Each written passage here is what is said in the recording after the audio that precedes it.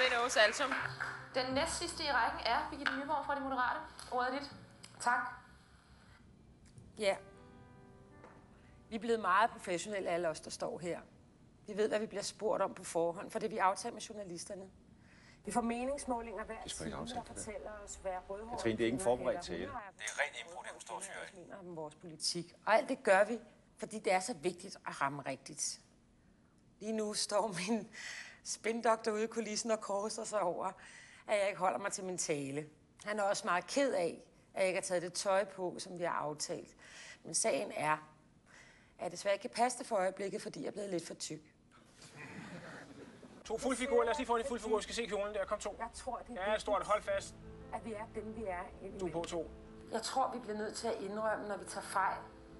Og sige til, når der er noget, vi ikke forstår og ikke ved. Jeg er blevet politiker, fordi jeg engang havde en mening om, hvordan vi skulle indrette verden. Og det har jeg stadigvæk. Jeg mener, at vi er ved at miste det, der får Danmark til at hænge sammen. Jeg mener, i modsætning til Frihedspartiet, at vi allerede lever i et multietnisk samfund, og derfor er det fuldstændig spild af tid at diskutere, hvad vi kan gøre for at undgå det. Jeg mener, det er en myte, at vi alle er lige og har de samme muligheder. I de sidste 7 år er der blevet meget længere mellem de fattigste og de rigeste i Danmark.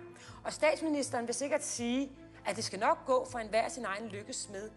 Men at tro på, at de frie markedskræfter er det bedste middel mod social ulighed, det er altså det samme som at tro, at bilerne selv kan udbedre drivhuseffekten. Det er ikke godt nok.